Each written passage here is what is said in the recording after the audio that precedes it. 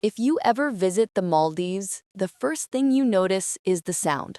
Not cars, not machines, not crowds. Just the long, slow breath of the ocean.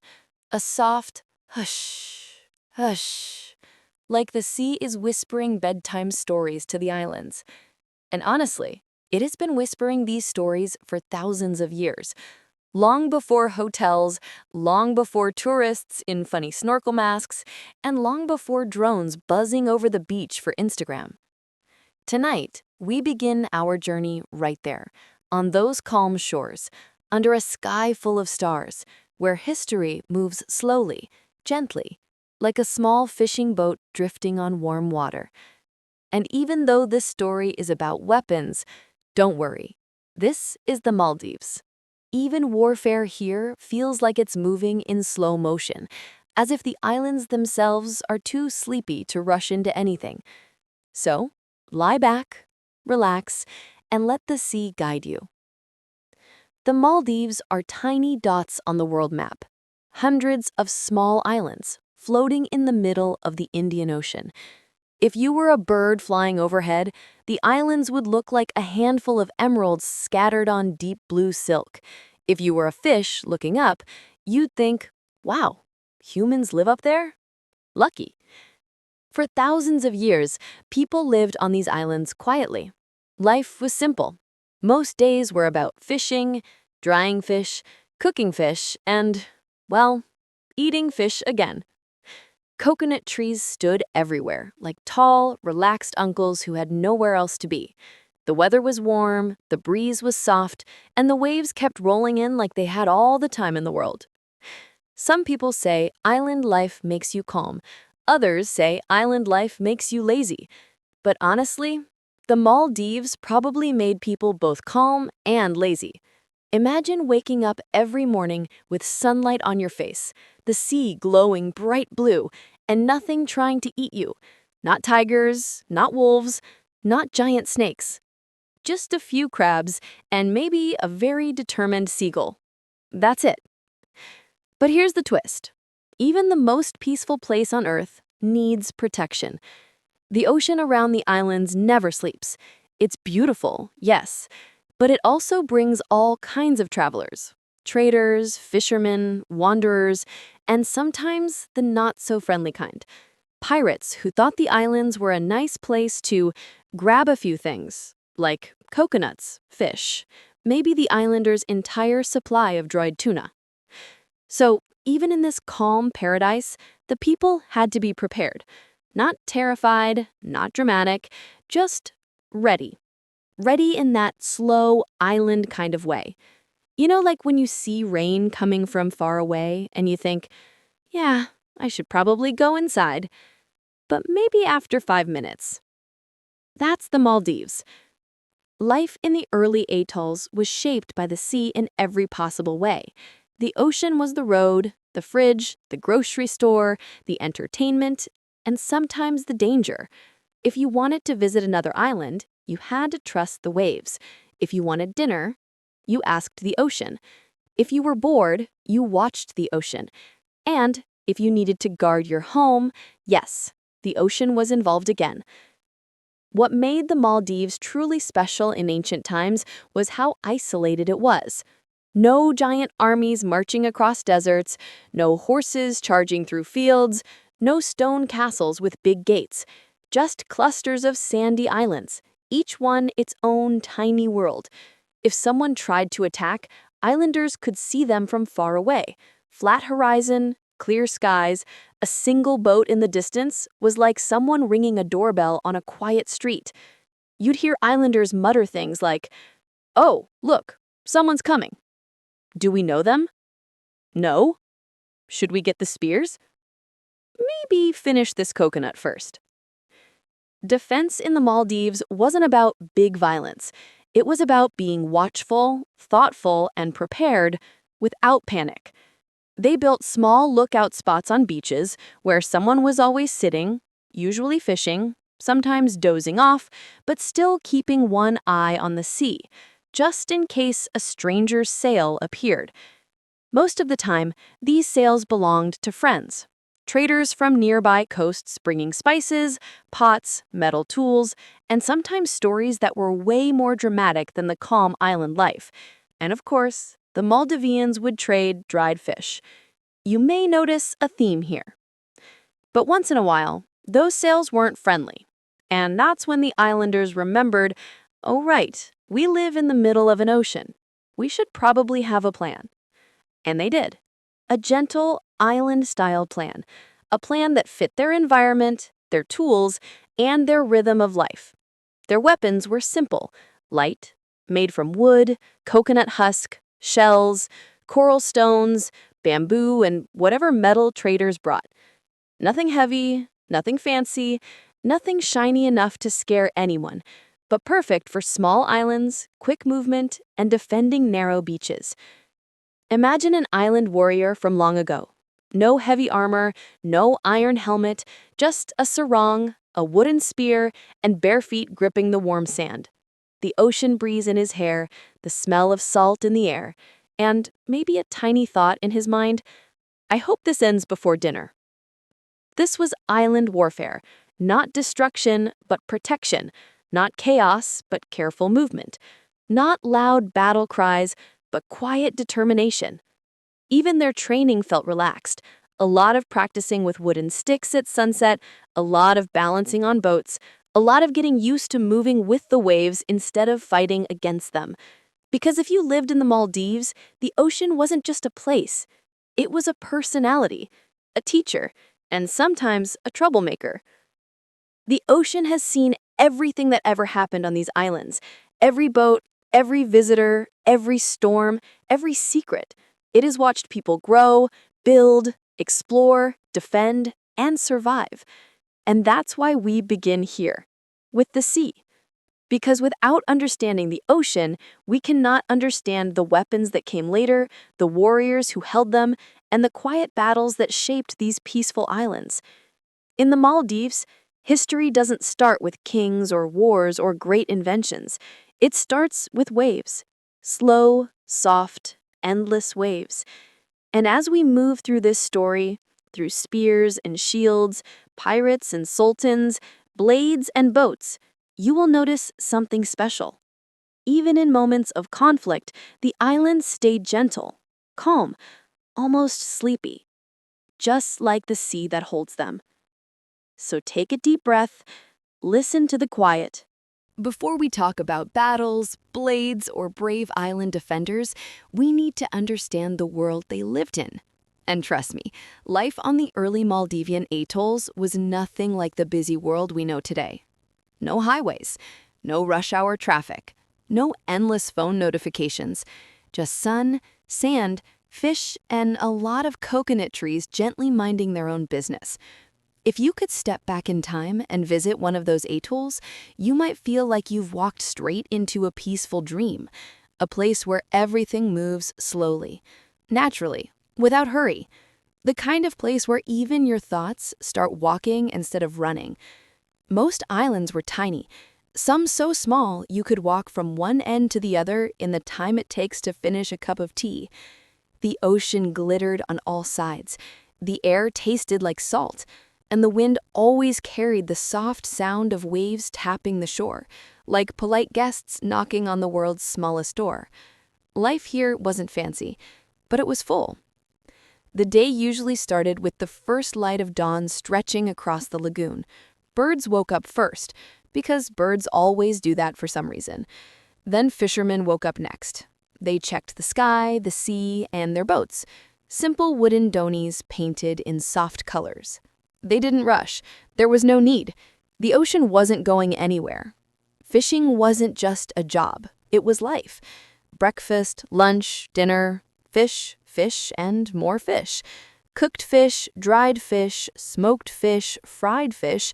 If you were an ancient Maldivian kid, your lunchbox definitely smelled like the ocean, no matter what. And if you didn't like fish, well, you learned to like it very quickly. Women gathered coconuts, wove mats, prepared food, and kept the houses neat and cool. Children played by the lagoon, creating little boats from palm leaves, running in sand so soft it felt like warm flour. Elders sat in the shade of banyan trees, telling stories so slowly you sometimes forgot the beginning before they reached the end. But no one minded. Slow stories matched the slow islands. And the funny thing? Even though these islands were quiet, the people were always alert. Not stressed, just aware. Living on an atoll meant your senses became sharp. You learned to read the clouds, the waves, the birds, even the winds.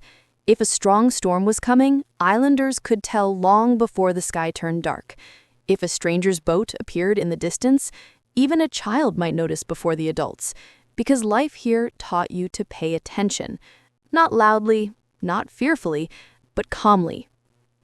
Homes in the early Maldives were small huts made from coconut timber, palm leaves, and coral stones. Light, airy, and perfect for hot weather. The floors were always cool. The roofs always rustled softly in the breeze. And nobody had locks on their doors. Not because they didn't care about safety, just because life was so communal that everyone knew everyone. If your neighbor needed something, you shared. If you needed something, they shared. Things were simple. People were close, and the islands were tiny enough that secrets never lasted long. If you tried to hide a new basket or a fancy fish hook, someone would probably find out before the day ended. Meals were shared, stories were shared, work was shared, and even the worries, when they came, were shared too. When danger threatened the island, like a storm or a suspicious boat, the whole community stood together. Not as soldiers, not as warriors, just as people who trusted each other. That unity became the quiet heart of Maldivian defense. But let's talk about something funny. Boredom. Island life was peaceful, but boredom definitely existed. And this boredom created some surprisingly helpful habits for defense. For example, Habit 1. Boat watching. People sat by the beach, sipping coconut water, casually watching the horizon. Not for entertainment, just because the ocean was basically the ancient version of television. Episode of the day? That boat is getting slightly bigger. Season finale? It's just my cousin visiting. Habit 2. Stick fighting for fun. Men practiced with wooden sticks not only for protection, but because, well, there wasn't much else to do in the evenings. When you live on a tiny island, even waving sticks around starts to look fun.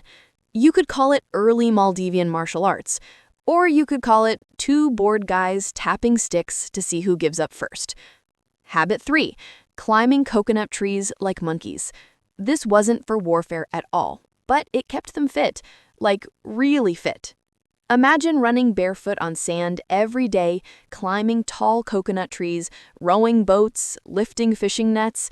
By accident, everyone became super athletic without even realizing it, which was quite handy when defending the island later. But the biggest teacher of all was the ocean. It kept people humble. It kept them strong. It kept them alert. And sometimes it kept them nervous. Because even though the sea was beautiful, it was also unpredictable. One day soft, the next day stormy. Living so close to the water meant the Maldivians developed a quiet bravery. Not big, dramatic bravery, not shouting and marching bravery, just the everyday courage needed to face nature with respect. This kind of courage later shaped how they fought, how they defended their homes, and how they built weapons that matched their environment. No heavy armor, no giant metal swords, no complicated tactics, just simple tools, simple movements, and a simple understanding. We protect what we love. Even though these islands felt small and isolated, they were never completely alone. Ships from far lands sometimes passed through. Arab traders, Indian merchants, Sri Lankan sailors, and explorers from places most islanders couldn't even imagine. These visitors brought new ideas, new tools, new stories, and sometimes new trouble. But early Maldivians handled all of it the same way they handled their daily life. Calmly, slowly, together. Life in the early atolls shaped the kind of warriors they would later become. Quiet, watchful, and deeply connected to the land and sea. And as we glide into the next chapter, the gentle sands of the Maldives start to shift. The peaceful routine of fishing and coconut climbing begins to meet the reality of the outside world. Small islands, big ocean, and bigger challenges arriving from the horizon. Before the Maldives had sultans or flags or anything even close to a military, the islands had something much simpler. People who paid attention. And honestly, that was enough. When you live on tiny pieces of land surrounded by miles and miles of ocean, paying attention becomes your secret superpower. These early guardians weren't soldiers. They weren't trained warriors. They didn't even think of themselves as anything special. They were fishermen, farmers, boat builders, mothers, elders, just everyday islanders who understood one important thing. If we don't protect our island, who will? And so, without uniforms, without fancy titles, and without dramatic war speeches, the first island defenders quietly appeared, almost like the sea called them into existence. Imagine a peaceful island morning. The sun rises, painting the shore gold. The waves roll in politely. People are starting their chores, and then someone notices a boat far on the horizon. Just a tiny dark dot moving where no dot was before. One islander squints and says, "That boat looks new." Another one stops gathering coconuts and replies, "Do we know them?" A third person, already standing on a rock for better view, says confidently, maybe." And just like that, the island meeting begins. No bells, no shouts, just the whole community drifting toward the beach like curious birds. This was the early warning system: human eyeballs and island gossip. Now, not every unknown boat meant danger. Some were traders bringing metal tools or colorful fabrics. Some were traveling groups looking for food or rest.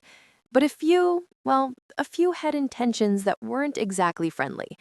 And this possibility, this small chance, is what shaped the first island defenders.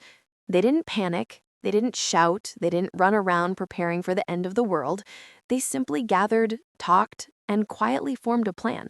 Islanders were so used to working together that defending the island became just another community project, like fixing a boat or helping someone repair their roof after a storm. Defense was teamwork, and teamwork on an island wasn't optional, it was life. So, who were these defenders? 1. The Watchers. These were the folks who loved staring at the ocean anyway. If you put them in front of water, they could watch for hours without blinking. Some say they did it for safety, others say they did it because the ocean is hypnotic. Either way, they always noticed when something changed.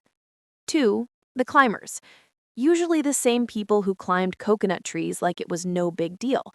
They'd climb the tallest tree, sit on a branch, and scan the sea like professional lifeguards, except they were barefoot and probably holding a coconut. 3. The Boat Guys. Fishermen who understood the wind, the waves, and boat shapes better than anyone. They could tell, that boat is moving fast.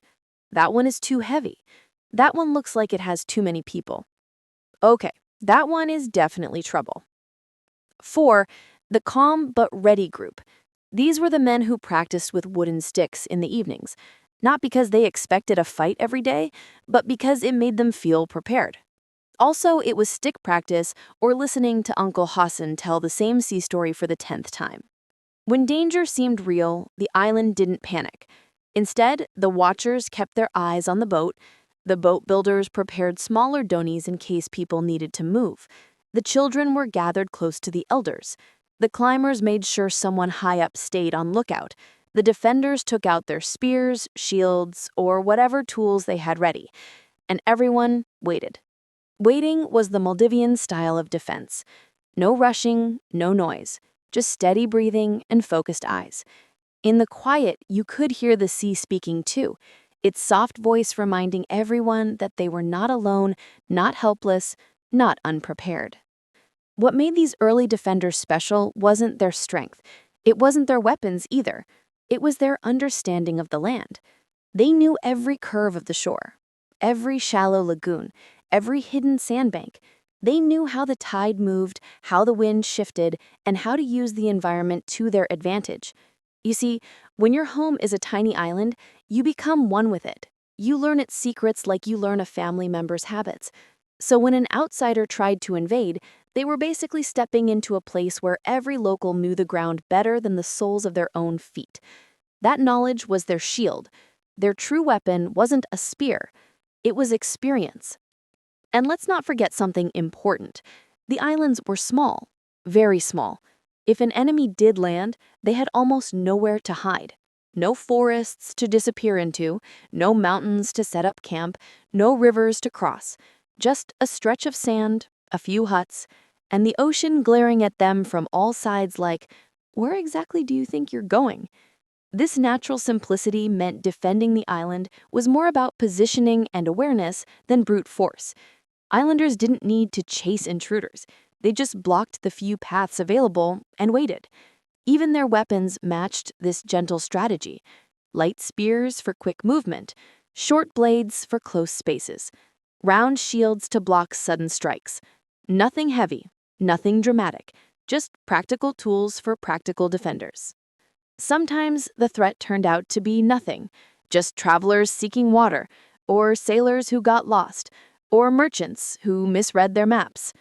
In those moments, the defenders would relax, smile, and offer hospitality. Food, water, shelter.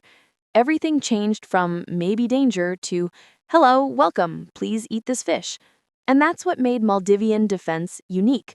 Strength and kindness lived side by side. But when trouble was real, when pirates or raiders dared to step on the sand, the defenders didn't hesitate. They stood firm. They worked together. And they protected the island with quiet bravery.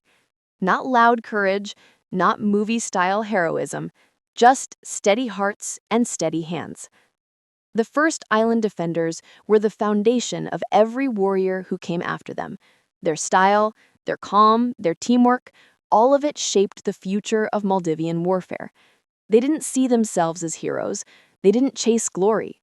They simply looked at their families, their homes, their small peaceful islands, and decided they were worth protecting. And that choice, made again and again across generations, built the gentle but strong spirit of Maldivian defense. If you've ever wondered what ancient Maldivian weapons were made of, the answer is simple: whatever the islands gave them.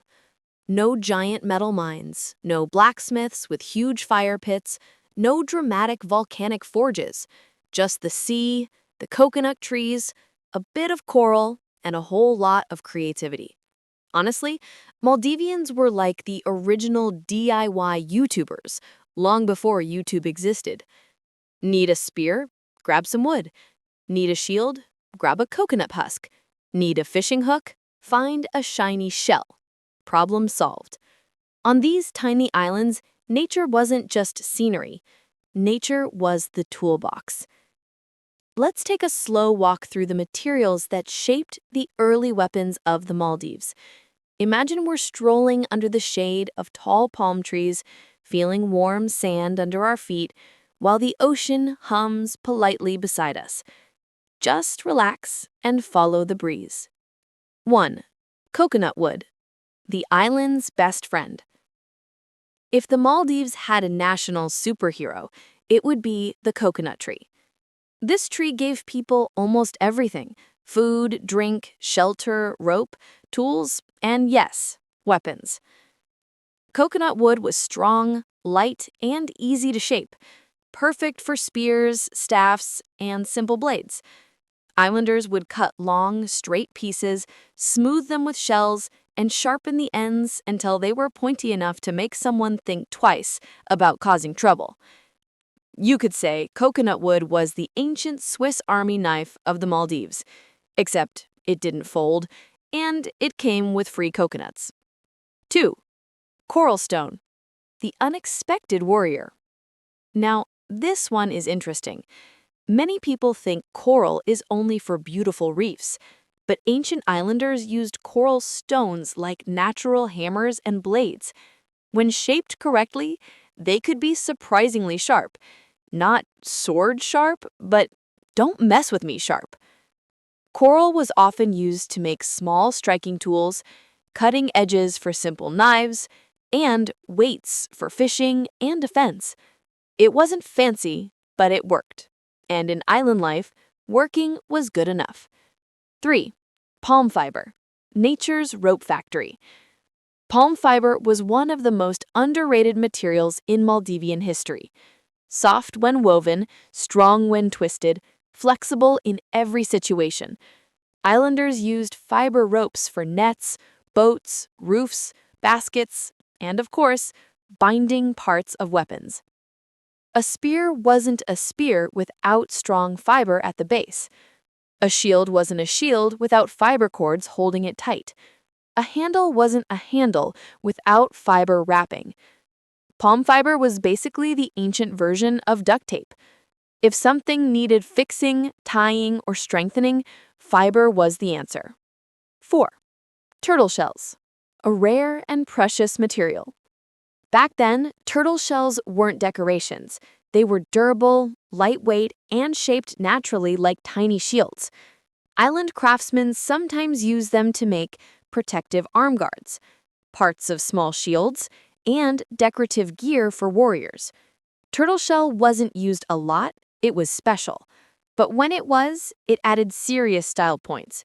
If you showed up with turtle shell gear, people knew you meant business. 5. Bamboo, the surprise guest. Bamboo didn't naturally grow in every island, but traders brought it from nearby regions. Once it arrived, Maldivians loved it. Why? Because bamboo is flexible, strong, light, smooth, and hollow, which made people wonder, what can we put inside? Bamboo became useful for long staffs, blowpipes, fishing tools, and sometimes even simple defensive poles. And if nothing else, bamboo made a great sound when hit on the ground. Very dramatic. 6. Imported iron, the luxury material. Now we get to the fancy stuff. Iron didn't exist naturally in the Maldives, so anytime metal tools arrived through trade, usually from India, Sri Lanka, Arabia, or East Africa, it felt like treasure. Islanders would melt down old metal tools, reshape them, and turn them into short swords, small blades, spear tips, arrowheads, and carving knives. These iron pieces were rare, valuable, and heavily protected. Owning an iron weapon was basically like owning the latest iPhone in ancient times. People admired it. People talked about it. People asked, "Where do you get that?" Now, creating weapons from natural materials wasn't quick. It required patience. And patience was something islanders had plenty of. When your life moves with the rhythm of the tides, rushing is not really a thing. Crafting a spear, island style. Step 1. Find good wood. Step 2. Sit under a tree. Step 3. Remove bark while chatting. Step 4. Sharpen using a stone. Step 5. Polish with shells. Step 6. Wrap the base with palm fiber. Step 7. Test it on a coconut. Step 8. Nodding proudly say, "Yes, this will do." Very calm, very therapeutic, zero stress. Crafting a shield, island style. Shields were made from layered coconut husk, tightly woven palm leaves, and sometimes turtle shell pieces, and ropes made from palm fiber. They were light, strong, and perfect for quick movement on sandy beaches. They weren't meant for huge battles, they were meant for small conflicts, quiet confrontations, quick defenses. Because honestly, who is going to carry a giant, heavy shield while running on soft beach sand? Absolutely nobody. But the real beauty of Maldivian weapons wasn't the materials themselves. It was how everything blended with nature around them. A spear looked like part of a tree. A shield looked like part of the forest. A blade looked like a shell. A rope looked like woven leaves. Nothing felt artificial or out of place. The defenders moved like the island itself, simple, quiet, and balanced. Enemies who arrived expecting dramatic battles often got confused. Where were the walls? Where were the huge swords? Where was the metal armor? Instead, they found barefoot defenders, light wooden weapons, calm faces, quiet confidence. And sometimes that calmness was more intimidating than any metal armor. These natural materials weren't just tools, they were part of Maldivian identity. The islanders didn't borrow strength from outside, they built it from their land, from their sea, from what they already had. The weapons were humble, yes, but they were perfectly designed for island life. Quick, light, smart, and deeply connected to the environment. And that connection between people and nature was the true source of Maldivian strength. The warm ocean breeze has always been a gentle companion to the Maldives. It moves softly across the waves, carries the smell of salt, and whispers stories from far-off lands. And long before tourists showed up with sunscreen and drones, these winds carried something else too. Traders. Endless traders. Traders from India, Arabia, East Africa, Sri Lanka, and even from as far as China. They came with spices, fabrics, pottery, and yes, ideas. Lots of ideas. And quietly hidden inside those ideas were the seeds of change, especially in the way Maldivians protected themselves. For centuries, the islands were like tiny floating marketplaces. Boats would arrive, unload goods, load new goods, and sail away again. The Maldives is right in the middle of ancient Indian Ocean trade routes, so it naturally became a rest stop for merchants, kind of like a historical version of a highway tea stall, but with more coconuts and fewer horns honking. Now, when strangers from distant lands come to visit, they don't just bring gifts. They also bring their habits, their tools, their stories, and sometimes their disagreements. And Maldivians, being the practical island people they were, paid attention. You can't live on 1,000 tiny islands and not learn how to adapt quickly. When the waves change direction, you adjust the sail. That's how life works on the ocean. Some of the earliest shifts in Maldivian weapon design came peacefully. A trader might show off a curved blade from Arabia, and a Maldivian craftsman would go, that's nice, but what if we make it lighter and maybe give it a coconut tree handle? And boom, you get a new style of sword, one more suited to the islands. A lot of Maldivian weapons evolved this way, not through wars, but through casual, everyday exchanges over fish, cloth, or shells. It wasn't just weapons either. Even fighting styles quietly changed. If a sailor from India demonstrated a new way to swing a staff, the locals might practice it later in the shade of palm trees. Imagine a small group of islanders trying out a new move while someone's nephew whispers, "Don't hit the palm tree again, please." These slow, harmless experiments shaped the future of Maldivian defense. One interesting influence came from visiting Arab sailors. They brought stories of precise sword craftsmanship and techniques for forging blades that were both strong and flexible. The Maldives didn't have a lot of metal resources, but the knowledge still mattered. It helped island smiths understand balance, weight, and edge design.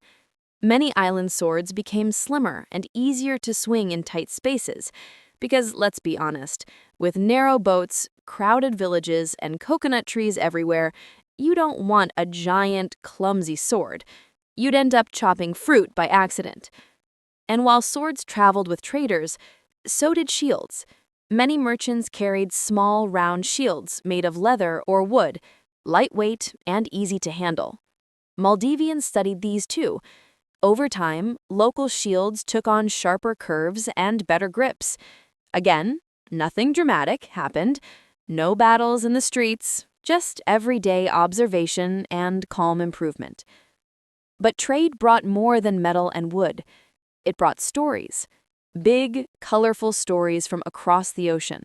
Stories of grand armies, dangerous pirates, and strange lands filled with snow, something no Maldivian had ever seen in real life. Sometimes visitors exaggerated, as travelers often do. In my homeland, one merchant might say, puffing his chest out, Our warriors fight with blades so sharp they can slice a coconut in half without touching it. And the Maldivians would nod politely, thinking, sure, okay, uncle. Still, these stories worked like little sparks. They inspired new ideas, new designs, new ways of thinking about battle and protection. When you live in a peaceful place, with calm beaches and gentle waves, you don't invent new weapons by accident. You invent them because someone shows you something interesting or tells you something dramatic and your curiosity wakes up. But not all influences arrived with smiles. Some traders were peaceful, yes, but others were complicated. Some came with intentions that were not so gentle. From pirates to opportunistic raiders, not every visitor respected the calmness of the islands. And when danger came from the outside, Maldivians had to respond. They watched, learned, and adopted tools that would help them defend themselves in the future. Sometimes a weapon that arrived with a threat ended up becoming a tool of protection. The ocean was the great connector. It carried cultures, languages, beliefs, and skills from every direction. A sword shape from Arabia, a shield idea from India, a fighting technique from Sri Lanka, all landed on the beaches at different times. And the Maldivian people blended everything together into something uniquely their own. Their weapons weren't copies. They were adaptations, improved, simplified, and shaped for island life. Soon, new hybrid designs began to appear, weapons that were light enough to carry while balancing on a canoe, spears that could be used both for fishing and defense, shorter blades that worked well in tight island alleys. Everything became practical, efficient, and tied to the rhythm of daily life. At night, when the villages quieted down, these influences still lingered in the air, like soft echoes carried by the waves. A new tool here, a new technique there, slowly shaping the island's defensive culture. Nothing loud, nothing dramatic, just smooth, gentle change happening under the moonlight. Trade didn't bring chaos to the Maldives. It brought evolution, calm transformation, a slow sharpening of skills and tools, like driftwood being shaped by the sea. The weapons that emerged during this period were not symbols of aggression. They were symbols of readiness, quiet readiness, the kind you develop when you live in a place where the sea is both your friend and your only road to the rest of the world. And in the middle of all this movement, the Maldivian people remained who they always were, peaceful islanders with strong hearts, sharp eyes, and an ability to learn from the world without losing themselves. Trade winds shaped their shores, and they shaped their weapons too. Quietly, softly, like a story whispered across the waves. If you've been paying attention to our gentle journey so far, you might be thinking, okay, we've seen coconut wood, coral, bamboo, and a lot of polite visitors with stories. But when do the swords come in? Well, friend, now is the moment. Let's talk about short swords and island blades, the quiet heroes of Maldivian defense. On a small island, big swords are not practical. You don't have wide open fields to swing a giant blade. There are no open plains, no cavalry charges, no endless corridors for dramatic battle scenes. You have narrow village paths, crowded huts, and beaches where you might trip on a coconut if you're not careful. So the Maldivians needed something compact, light, and clever. Enter the short sword. The short sword wasn't about style points. It wasn't about looking scary. It was about being effective. You could swing it quickly, carry it everywhere, and use it when you needed protection without breaking into a sweat. Imagine holding a weapon that fits in your hand, feels like part of your arm, and doesn't make you worry about hitting a neighbor's hut. Perfect for island life. Now, let's not forget, these blades often came from afar. Iron arrived through trade, carried by merchants who had crossed the Indian Ocean. And when iron landed on the shores of Maldives, the islanders got creative. They didn't just copy what they saw, they adapted it. They made it lighter. They curved it slightly. They balanced it with a coconut wood handle or wrapped the grip with palm fiber for comfort. And suddenly, what came from faraway lands became perfectly Maldivian. These blades weren't more than tools. They were statements of practical intelligence. Every curve, every handle, every edge reflected centuries of observation. Islanders understood their environment. They understood themselves. And they knew that in a fight, speed and awareness mattered more than raw size. In other words, it was less fight like a hero in a movie and more don't trip over your own feet while keeping your home safe. Short swords weren't the only innovations. Alongside them came daggers, small knives, and multi-purpose blades. Some were made for fishing, some for cutting coconuts, some for defending the village. And often, the same blade did all three jobs. Imagine preparing dinner, then hearing a suspicious sound outside, and being able to protect your home with the same tool. That's efficiency at its finest. Islanders also learned from watching the world. Traders from India and Arabia didn't just bring iron, they brought stories of steel, forging techniques, and even decorative patterns. Maldivians appreciated the artistry, but were never distracted by it. Function always came first. A blade had to work. If it could also look elegant, that was a bonus. But elegance without practicality was useless in a narrow alley or on a moving boat. And speaking of boats, short swords were perfect for maritime defense too. Many small raids in Maldivian history happened at night, with intruders trying to sneak onto beaches or into lagoons. A long, heavy sword would be a nuisance on sand or in shallow water, but a short, sharp blade allowed defenders to move swiftly, push intruders back, and stay balanced. Island life demanded tools that respected the rhythm of waves, tides, and sand. The rise of these blades also brought subtle changes to daily life. Families would quietly teach their children how to handle blades safely, often during play or while working on the beach. Don't swing it near your brother, parents would say. And no, coconut trees are not for practicing your moves. Humor was always part of the lessons. A relaxed tone kept everyone calm while ensuring skills were passed down. Over time, each island developed slight variations in blade design. Some were slightly curved, others had reinforced tips. Handles might be carved with simple patterns or wrapped in palm fiber for grip. No two were exactly alike, but all shared a common philosophy: lightweight, durable, and adaptable. That philosophy became the quiet backbone of Maldivian defense, echoing the calm yet careful spirit of the people. It's interesting to think about how these blades coexisted with older weapons. Spears, wooden staffs, and shields were still used. They complemented swords, forming a flexible, layered approach to protection. Imagine a small village at sunset. Some defenders hold spears to guard the perimeter, others wield short swords for a quick response, and a few children, supervised, are learning the basics with wooden sticks. The scene is calm, almost poetic.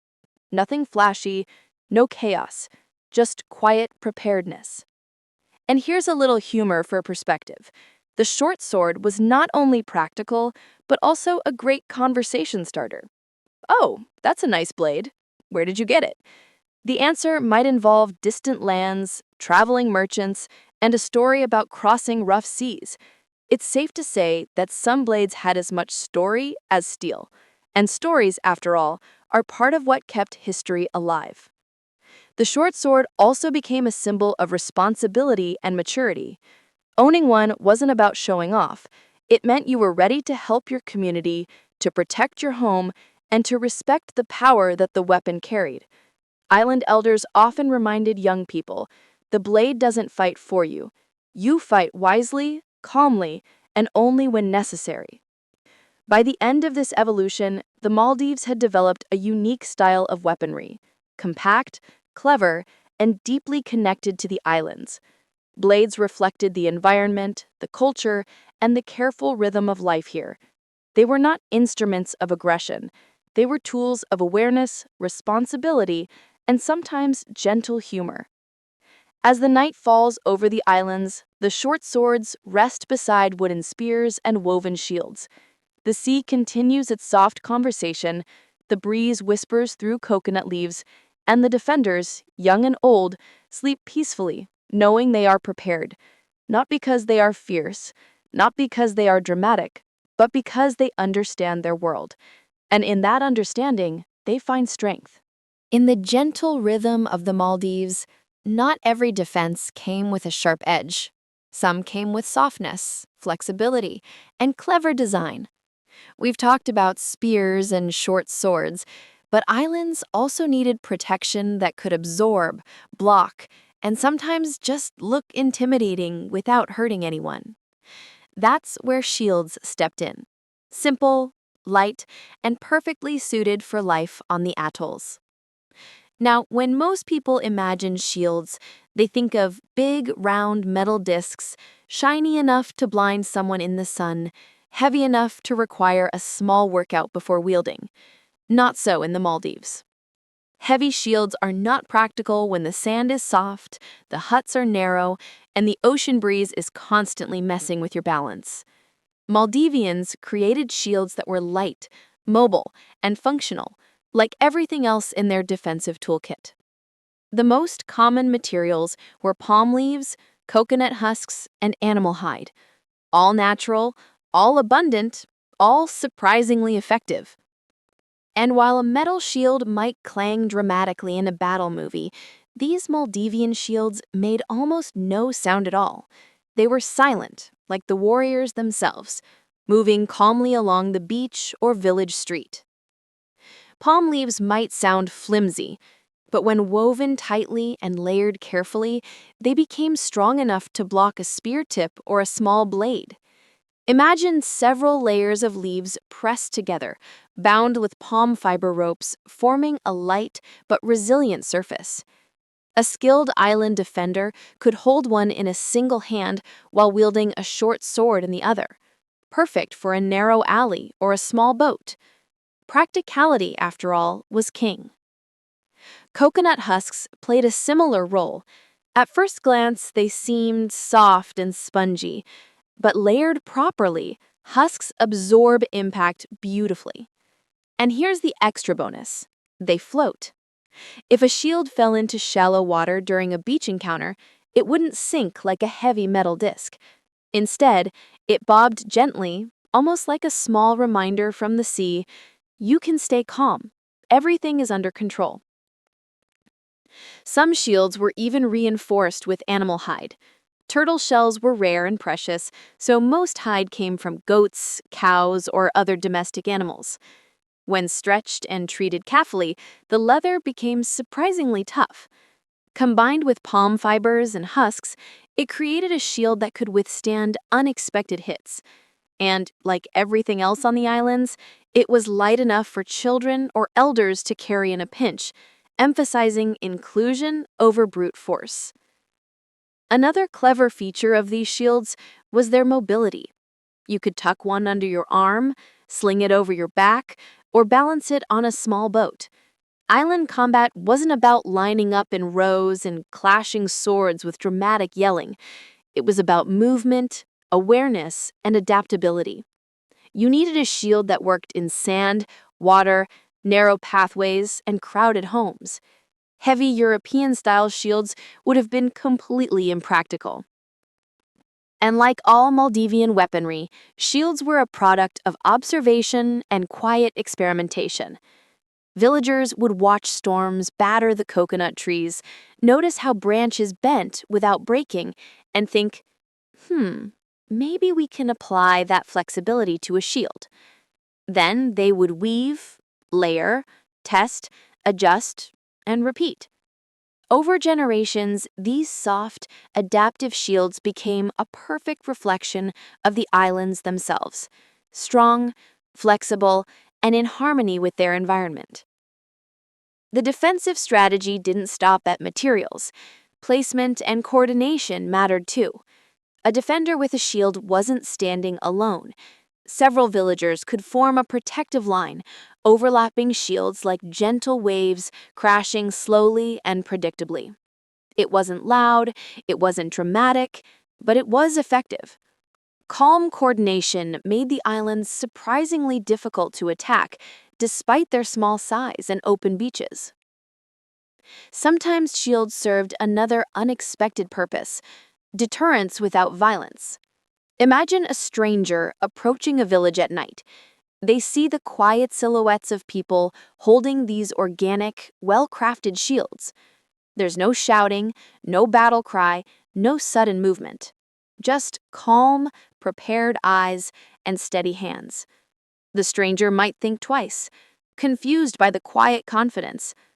Often the presence of shields alone prevented conflict from escalating.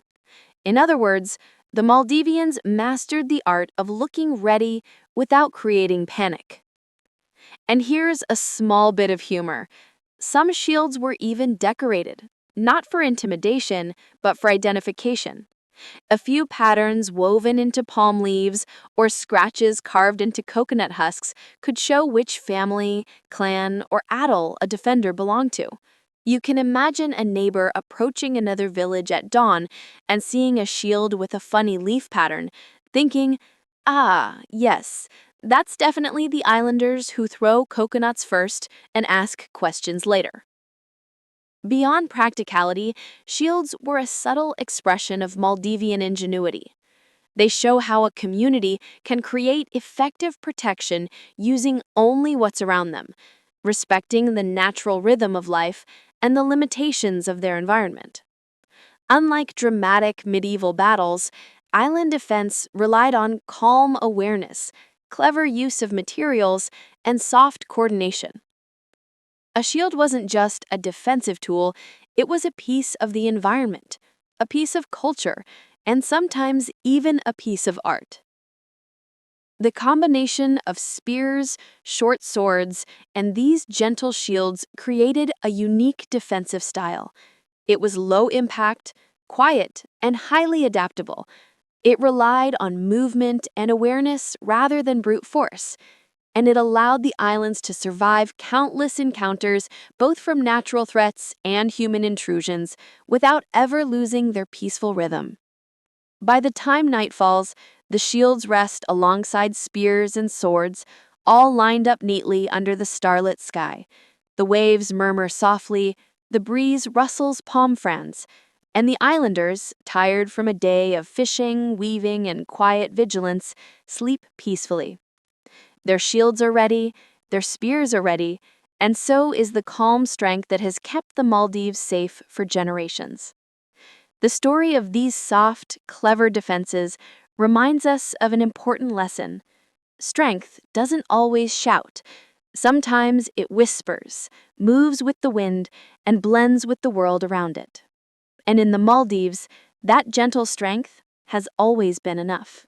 If the Maldives taught its people one lesson, it was this: the ocean never sleeps. Waves roll in endlessly, tides change silently, and boats can appear on the horizon without warning. And because the sea gives life, it can also quietly bring trouble. So, long before modern radar or satellite images, the islands developed a system of silent watchers, guard posts and lookouts that stood like patient sentinels over the calm seas. These posts were never grand or fortified with stone walls. They didn't need to be. The islands themselves did most of the work. Sandy beaches, shallow reefs, and open horizons meant that anyone arriving by boat could be seen from a distance. A single figure perched on a high rock or a coconut tree could watch for hours, alerting the community if something unusual approached. The watch was not dramatic. There were no whistles or horns by default. Mostly, watchers relied on subtle signals: a flag raised quietly, a fire lit at dusk, or even a soft drumbeat if necessary. The key was calm observation, not alarmist panic. The ocean itself was noisy enough, and islanders didn't want to confuse natural sounds with danger. Imagine a typical day. A watcher stands barefoot on a smooth coral rock, the sun warming their skin, a gentle breeze carrying the scent of salt. In their hand, perhaps a simple wooden staff, a spear, or even a telescope if one had been acquired through trade. And yet, most of the time, the watcher's job is watching, not fighting. Hours drift by. Birds swoop, coconut fronds sway, waves lap, and still the eyes remain alert, almost like meditation, but with a very practical purpose. The system of lookouts was clever because it worked in layers. Small posts dotted the coast at intervals, each covering a portion of the horizon. The posts were simple platforms, sometimes elevated with wooden supports, sometimes perched on natural rocks or palm trees. From one post, a watcher could see the approach of a canoe or dhoni miles away. From the next post, signals could be relayed to the village. And from the final post, the defenders could prepare quietly without startling the community. Communication between these posts was subtle and strategic. A small flag waved in a particular pattern, a stone dropped to create a muffled clatter, or even a reflection of sunlight from polished metal could convey a message. It wasn't flashy. It wasn't meant to impress. It was efficient, quiet, and precise, like the rest of Maldivian defense. Interestingly, the watchers often doubled as fishermen. Why? Because someone had to earn a living while keeping an eye on the sea. So you could have a fisherman sitting calmly, mending a net, occasionally squinting toward the horizon. If a friendly trader appeared, he waved. If a suspicious boat loomed, he raised a subtle signal. Life on the atoll was a careful balance of work, observation, and gentle readiness. And, like most things in the Maldives, humor found its way even into vigilance. Stories survive of young watchers pretending to spot imaginary threats, waving tiny sticks at invisible pirates, or joking with a friend on the next post about how, this time, the giant sea monster is definitely coming. It's a reminder that even in serious work, islanders kept a light spirit. Calm, gentle, alert, but still human. The strategic value of these lookouts cannot be overstated. Many potential threats never reached the beaches. Pirates, raiders, or curious outsiders often saw smoke from a distant signal fire or movement on the rocks and decided it wasn't worth the trouble. Sometimes the mere presence of calm, attentive eyes was enough to prevent conflict. In the Maldives, vigilance was a quiet, invisible shield. Lookouts also taught a deeper skill: timing and patience. Attackers moved quickly. Islanders had to respond slowly and deliberately. The ocean moves constantly. A watcher had to notice subtle changes, a different wave pattern, an unusual glint, or a sail that didn't belong. This slow attentiveness translated naturally into other parts of island defense. People learned to act deliberately, not rashly. Calm eyes often beat hasty hands. Night watch was particularly important. Darkness on small islands doesn't hide much. Moonlight, starlight, and the reflective surface of the lagoon can make small movements visible from a distance. Watchers at night carried torches or fires that could signal without revealing too much. They moved quietly, sometimes barefoot on sand or rocks, listening to the subtle rhythm of waves and wind. Almost like the islands themselves were teaching mindfulness, one quiet night at a time. The design of lookout posts reflected island practicality. They were elevated but lightweight, easy to build and repair. Materials were natural: palm timber, bamboo, woven coconut leaves. They blended with the environment, so even someone looking from the sea might not immediately notice them. A visitor might think, oh, just another tree, while the quiet sentinel above was ready and alert. Another clever aspect was redundancy. Even if one post failed or was occupied elsewhere, others could cover the same stretch of coast. It wasn't about technology or firepower. It was about coverage, awareness, and collective observation. Islanders understood that the ocean could bring surprises, and preparation was always better than panic. Watchers didn't act alone. They coordinated with families, elders, and nearby defenders. Children learned to pass signals discreetly. Fishermen adjusted their nets to avoid lines of sight. Even daily chores became part of a subtle dance, ensuring that life went on while the island remained protected. Defense was woven into everyday existence, as natural and gentle as the tides themselves. And while their main job was vigilance, these watchers also carried small weapons: spears, short swords, or light shields, not to start a battle, but to be ready if the quiet signals escalated into real danger. The philosophy was always the same: calm, deliberate, prepared, but never aggressive unless necessary. By sunrise, lookouts rested, passing responsibilities to the next shift. They returned to their fishing, their crafts, their daily life. But even in rest, the ocean whispered lessons of patience, observation, and calm readiness. The silent watchers had fulfilled their duty, often preventing threats before they ever reached the beaches, without anyone noticing a single dramatic moment.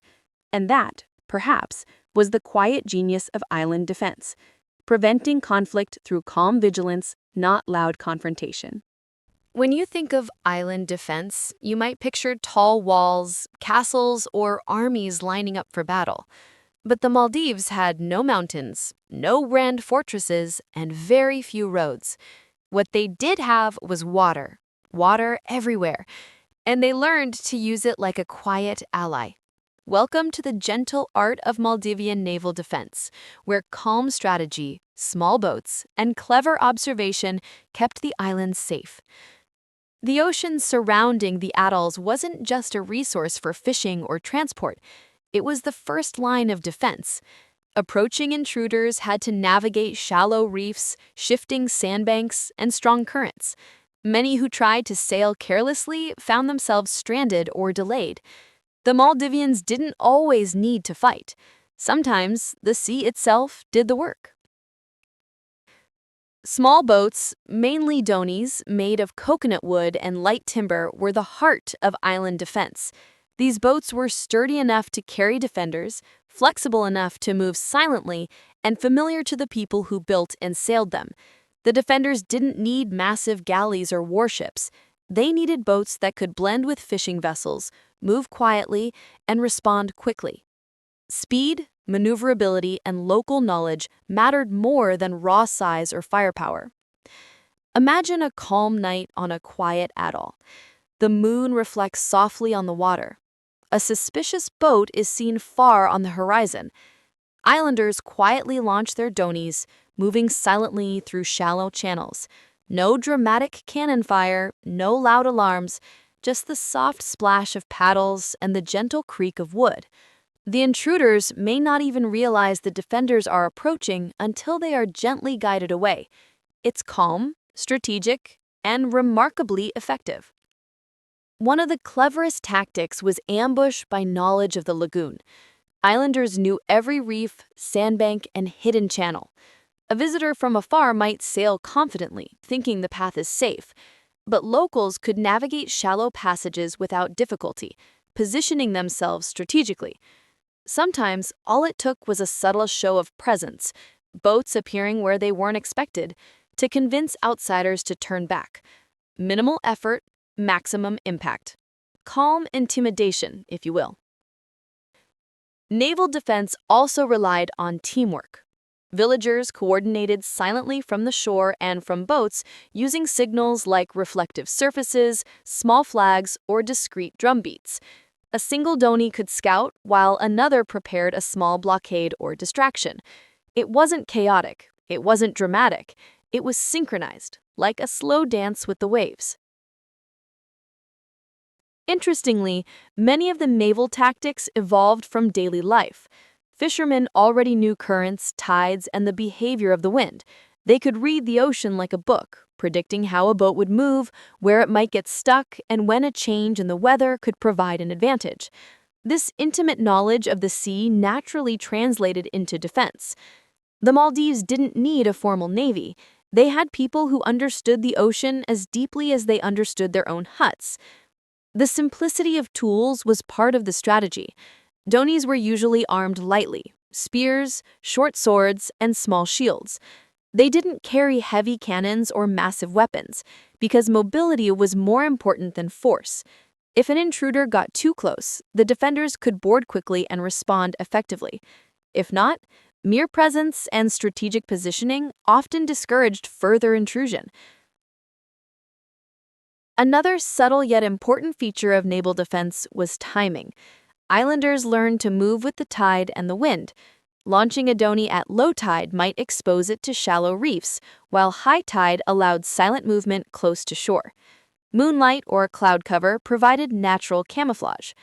Every action was measured and deliberate, reflecting the same calm intelligence seen in other aspects of Maldivian defense. There was also an element of psychological strategy. Outsiders unfamiliar with the atolls would see what seemed like random movement of small boats, signals, or shadows. Without knowing the layout of the lagoons, reefs, and channels, they could easily become confused or hesitant. Often, this quiet, almost invisible presence prevented conflict altogether. Island defense didn't have to be loud to be effective. And humor, naturally, was part of the story. Some accounts suggest playful teasing among defenders, shouting from one dhoni to another about imaginary pirates, or pretending to trip over a paddle, just to lighten the long hours of vigilance. It kept morale high and reminded everyone that calmness didn't mean seriousness all the time. In the Maldives, you could be alert, effective, and still chuckle quietly at the absurdity of it all. Naval defense wasn't only about protecting homes, it was also about protecting resources. Fishing grounds, coconut groves near the shore, and freshwater wells were all essential. By controlling access via the sea, islanders safeguarded both their food supply and their livelihoods. Calm navigation, careful observation, and silent readiness ensured that life continued uninterrupted even in the face of potential threats. By sunrise, dhonies returned to shore. Nets were checked, sails folded, and wooden weapons rested at home. The ocean had done its job, the defenders had done theirs, and the islands remained peaceful. The water continued to lap gently, as if congratulating the guardians for a night of quiet vigilance. The story of Maldivian naval defense reminds us of an important principle. Strength doesn't always roar. Sometimes it glides quietly, moves with the current, and blends perfectly with its environment. These small boats, calm sailors, and deep knowledge of the lagoon formed a defensive network as effective as any fortress wall, yet far gentler and far quieter. It becomes clear that the islands had mastered subtle protection. They didn't need towering castles or stone walls because they had nature, ingenuity, and careful planning. But they also understood the value of small, practical structures, coastal forts, watch posts, and village defenses that worked in harmony with their environment. These forts were not massive stone fortresses like in Europe. They were modest, functional, and strategically placed. Some were simply reinforced huts perched on rocks. Others were wooden platforms at the edge of a lagoon. Their primary purpose was visibility and deterrence. From these positions, a few calm defenders could monitor the coast and protect the village without creating a noisy spectacle. A typical coastal fort might include elevated platforms, a few defensive walls made from coral stones or timber, and spaces for weapons like spears, short swords, or small shields. They weren't meant to withstand a prolonged siege. That would have been impossible on tiny islands with limited resources. Instead, their goal was early warning and tactical advantage. If an intruder approached, defenders could use the fort's position to observe, signal, and act efficiently.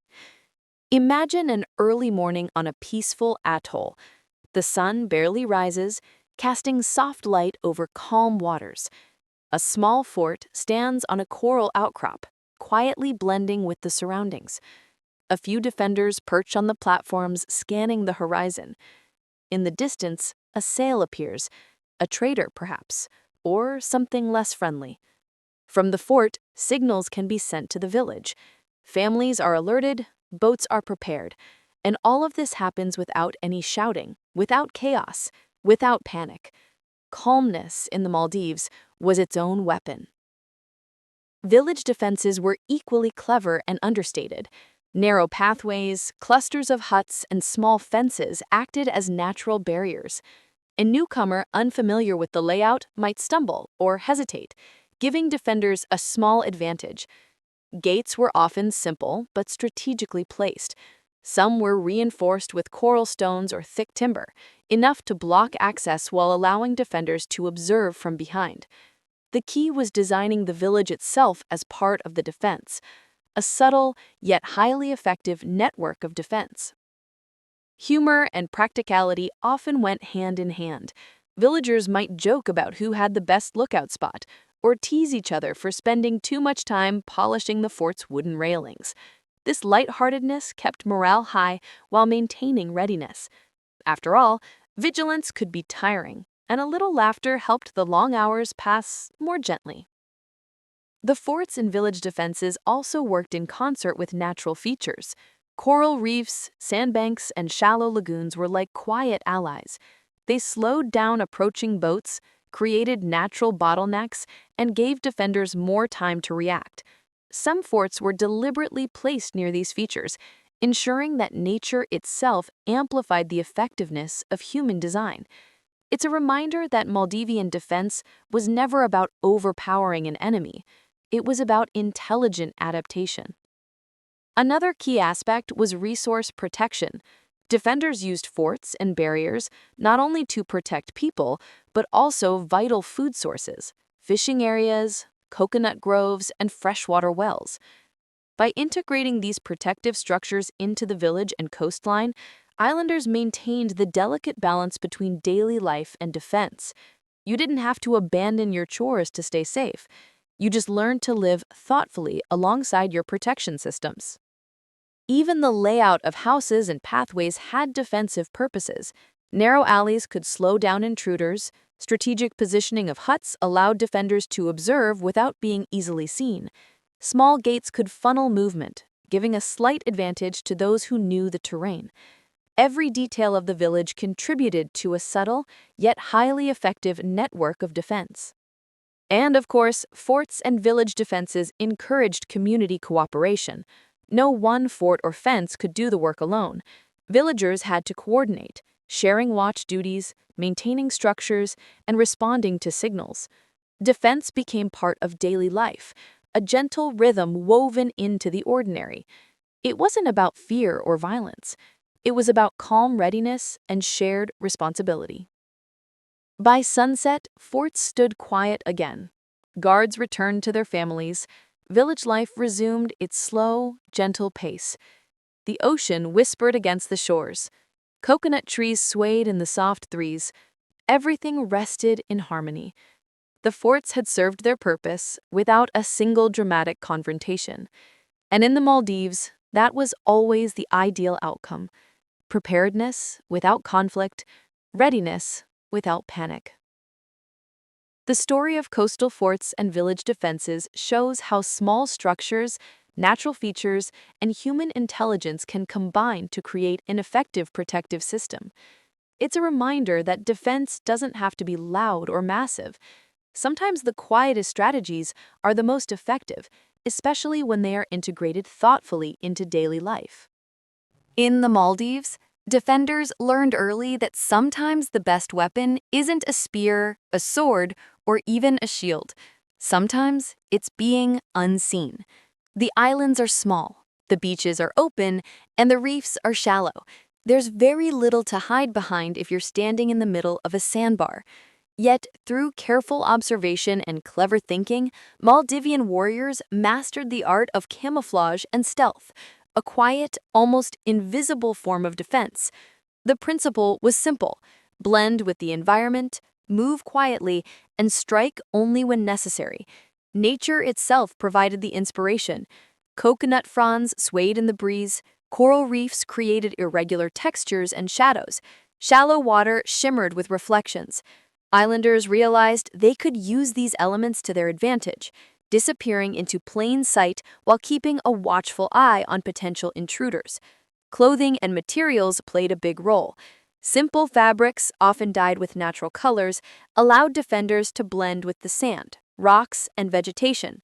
Palm leaves, woven into simple coverings or used as improvised screens, helped break outlines. Even mud or sand could be applied to bare skin to reduce shine under sunlight or moonlight. The idea was never to stand out. The best defense was to be unnoticed. Stealth was equally important in movement.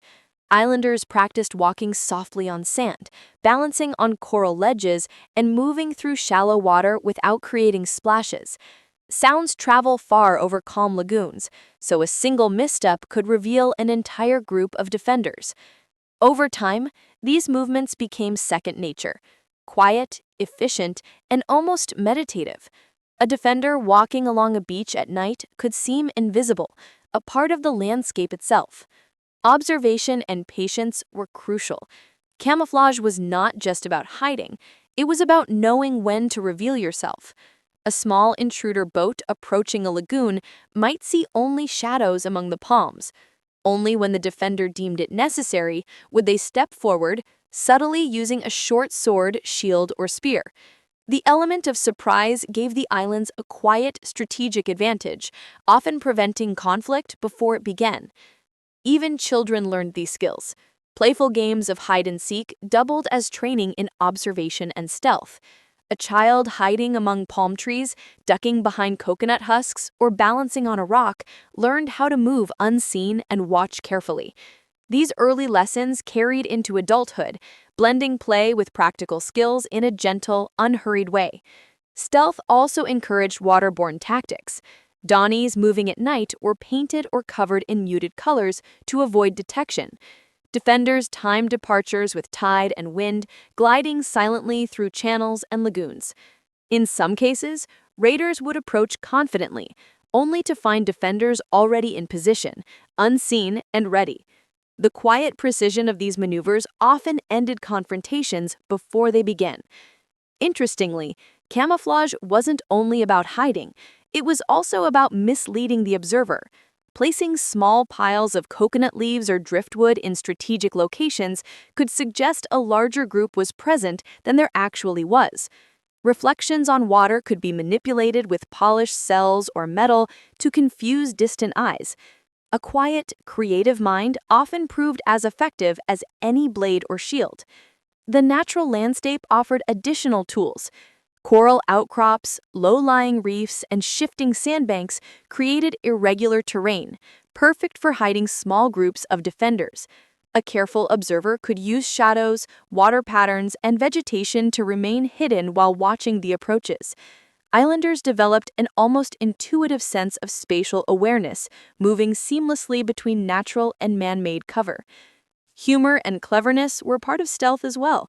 A playful trick might involve leaving a coconut in a suspicious spot to suggest someone was hiding behind it, only for it to roll harmlessly with the tide.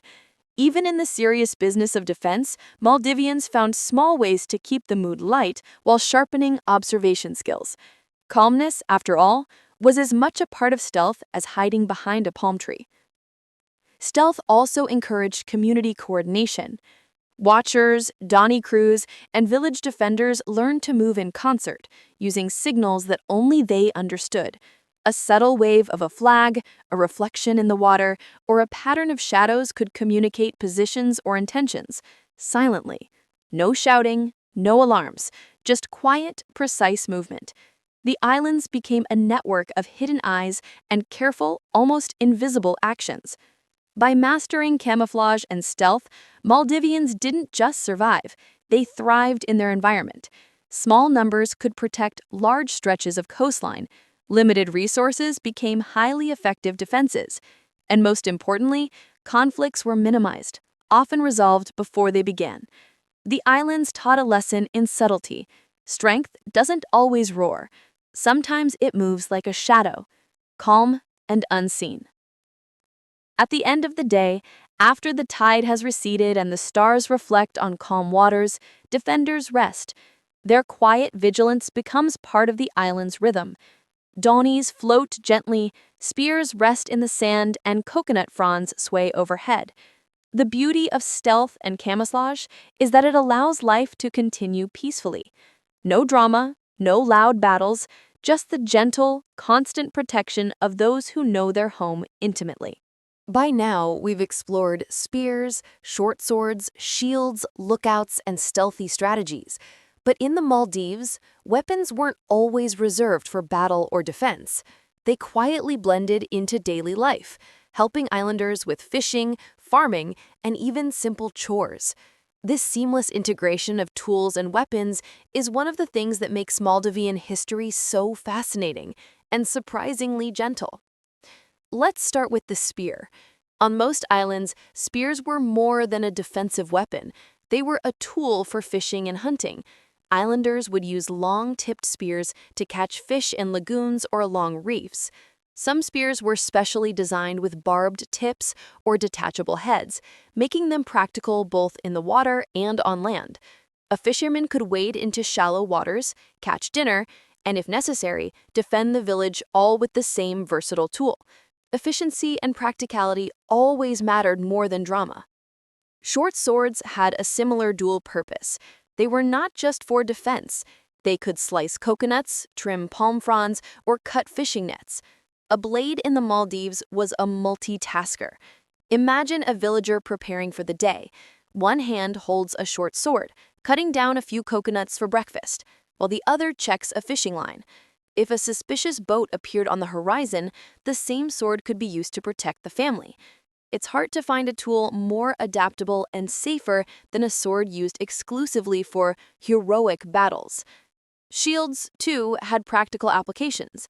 When not in use for defense, light shields made from palm leaves or coconut husks could serve as sunshades, makeshift tables, or protective mats for carrying fish and coconuts. Sometimes children would play with them like oversized toys, weaving them into games of hide-and-seek or pretend battles. The shields became part of everyday life, reinforcing skills in a gentle, natural way. The integration of weapons into daily routines also meant that training was ongoing but subtle. A child helping their parent with fishing learned not only how to handle a spear safely, but also how to be patient, move quietly, and respect the environment. A teenager carrying a small sword to cut coconuts or repair fishing lines practiced balance, precision, and awareness without realizing it. By the time they were old enough to defend the village, much of the skill had already been absorbed organically. Even the environment encouraged this seamless practice. Narrow village paths, shallow lagoons, and clustered houses required precision and caution. Carrying a spear while walking through a crowded alley was not just about practicality. It taught awareness of space, respect for others, and careful movement. Islanders learned that weapons were not just instruments of power, but they were extensions of thought and mindfulness. Trade also contributed to this integration. Traders often brought multi-purpose tools from India, Arabia, and East Africa. Some blades could be used for fishing, farming, or minor carpentry. Islanders observed, adapted, and sometimes combined these foreign designs with local techniques. Over time, Maldivians developed a unique toolkit where each weapon served multiple purposes, blending defense, labor, and survival seamlessly. Humor, of course, never disappeared. Stories exist of villagers accidentally slicing a coconut while practicing swings, then laughing as the juice spilled everywhere. Or children pretending to defend the village while chasing chickens with tiny wooden swords. These moments, while playful, reinforced skills and familiarity with the tools in a safe, light-hearted way. Calm, deliberate practice was always more effective than panic or aggression. The dual-use philosophy also influenced material choices. Lightweight woods, treated hides, and flexible fibers were ideal because they allowed weapons to serve multiple roles without breaking or becoming cumbersome. For instance, a spear light enough for fishing could also be thrown defensively if necessary. A short sword could both trim vegetation and protect a narrow alley. Functionality always preceded flair. Another aspect of daily integration was maintenance. Islanders routinely cleaned, sharpened, and repaired their tools as part of their morning or evening routines. Maintaining a blade or shield wasn't just preparation for conflict, it was part of everyday responsibility. Children often assisted their parents, learning patience and care. A polished blade could slice a coconut more efficiently. A reinforced shield could carry more weight, and a well-balanced spear could glide silently through water. Small actions like these reinforced the calm, methodical mindset that underpinned all Maldivian defense. Interestingly, this blending of weapons and daily life also strengthened community bonds. Families worked together to make and maintain tools. Villagers shared knowledge about fishing, construction, and defense. Even playful competitions like who could throw a spear farthest while catching fish reinforced skill, cooperation, and a sense of shared responsibility. Weapons became not just practical objects, but also connective threads in the social fabric. By integrating weapons into daily life, the Maldivians created a system of constant, gentle readiness. There was no need for dramatic displays of power. Instead, defense was woven into every action: fishing, walking, harvesting coconuts, and moving through the village. Each movement, each tool, and each practice session quietly prepared the islands for whatever challenges the ocean or outsiders might bring. At the end of the day, after the sun dips below the horizon, these tools rest beside their owners. Spears lean against huts, short swords are placed carefully on wooden racks, and shields lie flat under palms.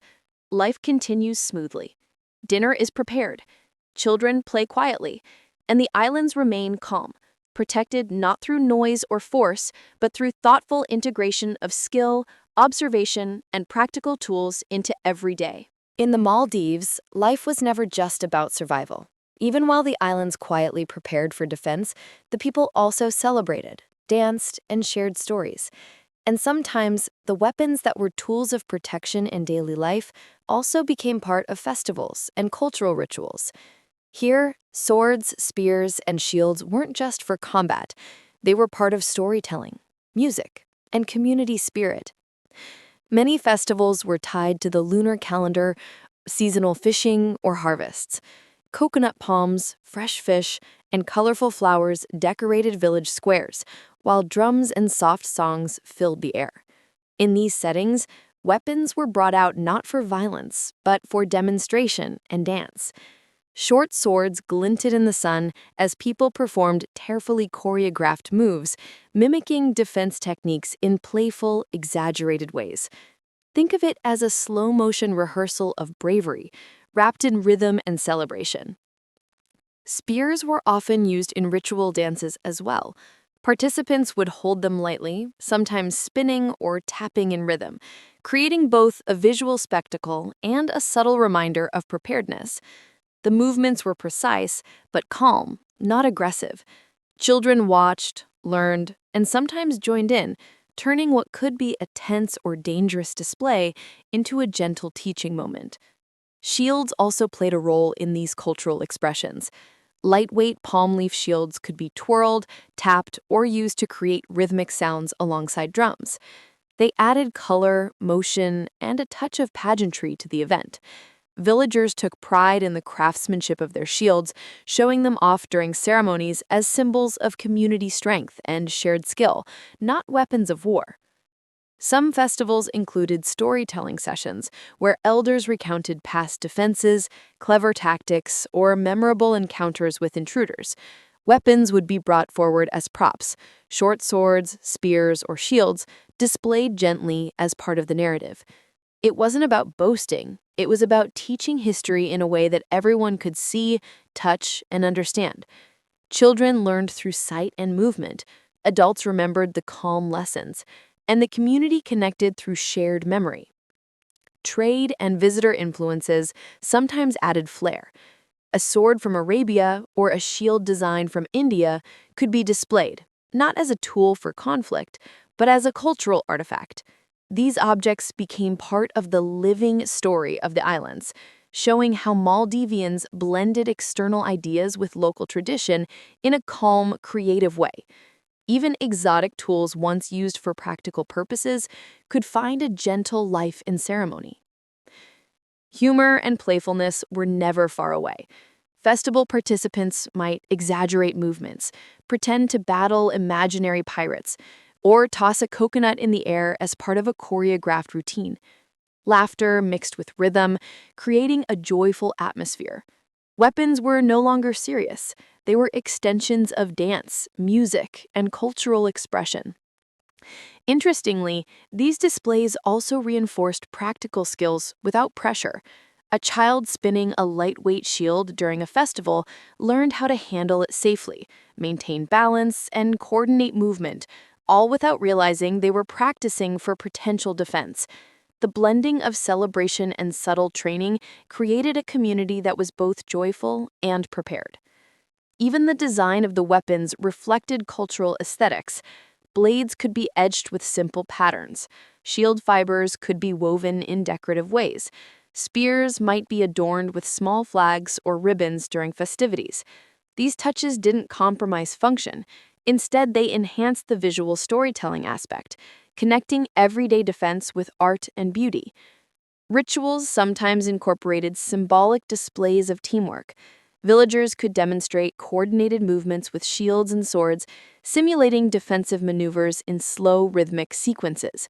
The audience, young and old, learned not only the mechanics of defense, but also the importance of cooperation, timing, and shared effort. The lesson was clear. Strength comes not from one individual, but from the calm, coordinated community. The combination of festivals, dance, and weapons also strengthened intergenerational bonds. Elders passed knowledge gently through demonstration. Teenagers practiced with guidance, learning precision and respect. Children watched, played, and internalized skills indirectly. In the Maldives, culture and defense were intertwined, creating a community that thrived in harmony with both nature and tradition.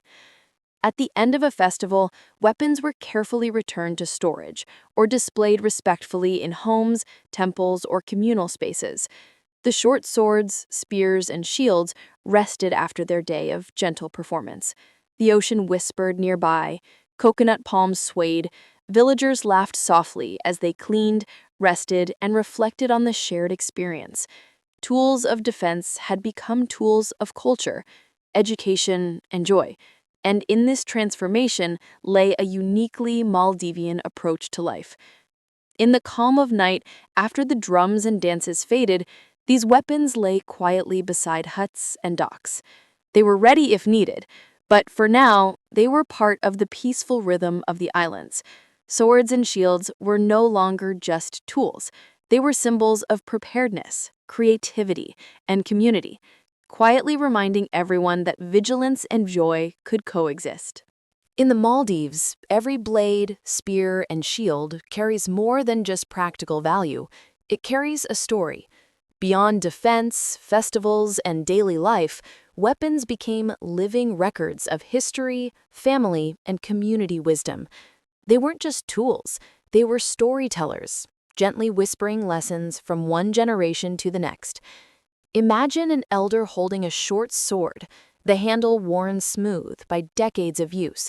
Each scratch and dent has a tale, perhaps a missed swing during a fishing trip, a near encounter with a curious intruder, or a playful duel with a sibling. In the Maldives, these marks were not seen as damage. They were chapters in the life of the blade. And as children listened, eyes wide, they absorbed history in a tactile, visual, and personal way. Spears, too, served as storytellers. A spear used in calm defense or careful fishing carried knowledge of timing, patience, and precision. Elders might hand a spear to a teenager and recount a story, how tides shifted unexpectedly during a night watch, how clever positioning avoided conflict, or how observation saved a village from unnecessary alarm. These stories were not dramatic tales of heroism. They were gentle, practical lessons, teaching mindfulness, strategy, and respect for the environment. Even shields had stories woven into them. Palm fibers and coconut husks preserved memories of careful crafting, of quiet evenings spent weaving patterns, and of lessons passed down in the soft rhythm of daily life. Some shields bore simple carvings or painted patterns, indicating which family, village, or craftsman made them. Children could identify relatives' shields or recognize ancestors' handiwork, learning about lineage and community while handling what might otherwise seem like an ordinary object. Storytelling through weapons wasn't limited to instruction, it also included humor and play. Villagers loved to recount amusing incidents. A spear tip accidentally slipping into a fishing net, a shield toppling in a playful duel, or a blade narrowly missing a coconut during morning chores. Laughter accompanied lessons, making the history memorable and emotionally resonant. Calm education, infused with gentle humor, became a hallmark of Maldivian tradition. Trade and travel added extra layers to these stories. A sword from Arabia or a small shield from India brought tales of distant lands. The elder could recount how the item arrived on the island, who crafted it, and the clever adaptations the locals made to suit island life. Weapons became living artifacts of cross-cultural exchange, connecting Maldivians to a broader oceanic history while still rooted in their home environment. The storytelling also reinforced values and philosophy. Weapons taught respect for materials, for the sea, for community, and for one's own body. A short sword reminded a child that precision matters. A spear demonstrated patience and timing. A shield embodied care, protection, and responsibility. By embedding these lessons in physical objects, Maldivians ensured that knowledge was practical, engaging, and memorable, not just abstract ideas. In daily life, storytelling often happened naturally. While repairing a spear or polishing a blade, an elder might recall a night watch or a calm defense maneuver. Children listened while helping, absorbing stories without even realizing they were being taught. Weapons became conduits of learning through touch, sight, and shared memory, a quiet and effective way to pass down wisdom generations. Interestingly, storytelling through weapons also strengthened community identity. Villagers shared tales of collaborative efforts, clever strategies, or calm resolutions to potential threats. These narratives reinforced unity and trust. The islands remained safe not only because of spears or shields, but because everyone understood their place, their role, and the shared history of those tools. Even humor reinforced storytelling. A blade with a tiny nick might be nicknamed the coconut slicer, or a shield might be called the dancing protector after a playful mishap. These light-hearted names made the stories memorable, and laughter became part of the educational process. In this way, Maldivian weapons were not intimidating relics, but gentle storytellers infused with personality and history. Over time, each generation added its own layer to the stories. A child might receive a short sword from a parent, already full of history. By the time the child becomes an adult, new larks, new memories, and new lessons are added. Weapons evolve along with the people who use them, making every object a living, dynamic record of life on the islands. By nightfall, the weapons rest quietly, their stories absorbed by the community. Dhonis float gently on calm lagoons, shields lean peacefully under huts, and spears are carefully stored.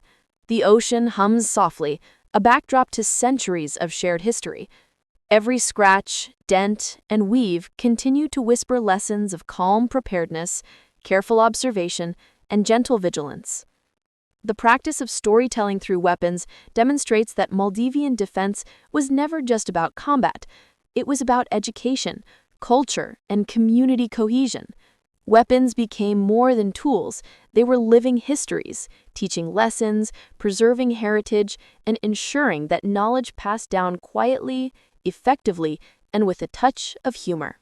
It becomes clear that the story is not only about spears, swords, shields, or watchposts. It is about a way of life, a philosophy of calm readiness, and the quiet wisdom of living in harmony with both the ocean and the islands. The legacy of these centuries-old practices continues to influence Maldivian culture today, even if swords now rest on shelves instead of being carried along the beaches. The first part of this legacy is mindfulness and observation. From coastal lookouts to stealthy dhoni maneuvers, the islanders learned to pay attention to the smallest details: the shimmer of the water, the rustle of leaves, the glint of sunlight on a distant sail. This careful attention didn't stop with defense. Islanders incorporated into fishing, navigation, farming, and daily life.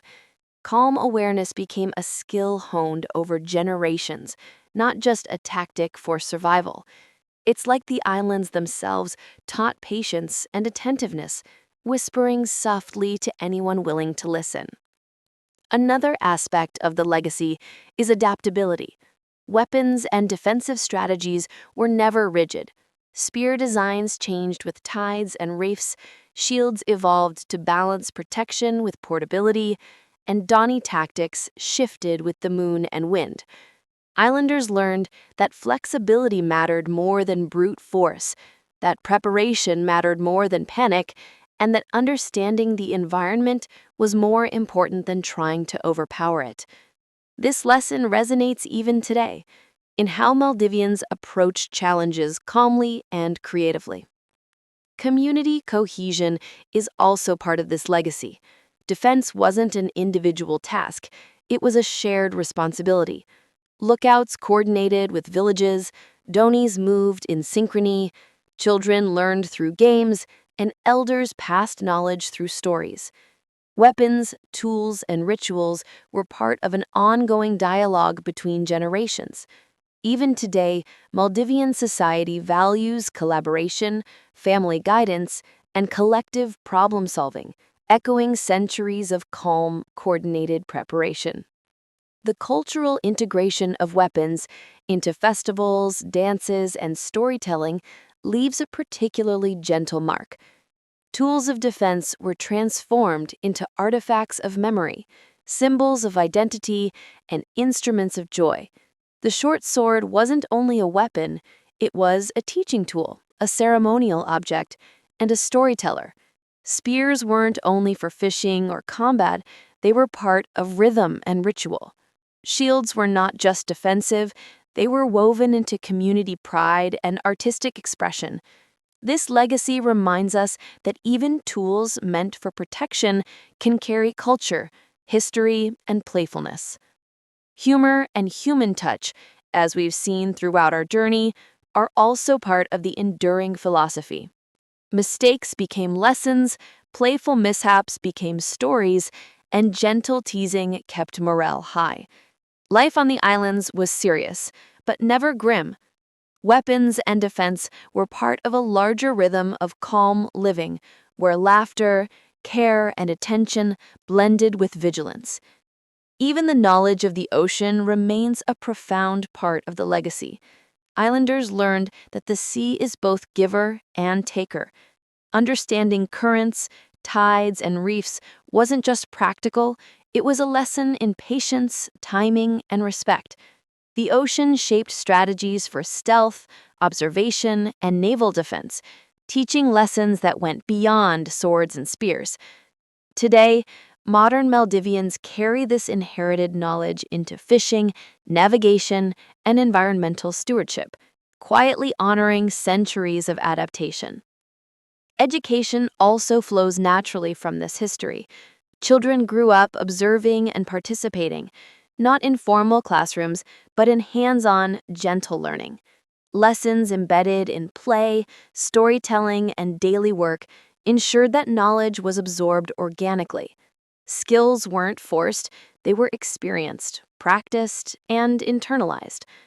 Modern Maldivian society continues this emphasis on learning by doing, patience, and observation, shaped by centuries of calm, deliberate defense practices. Finally, the legacy is philosophical, strength in quietness. Maldivian defense wasn't about aggression or spectacle.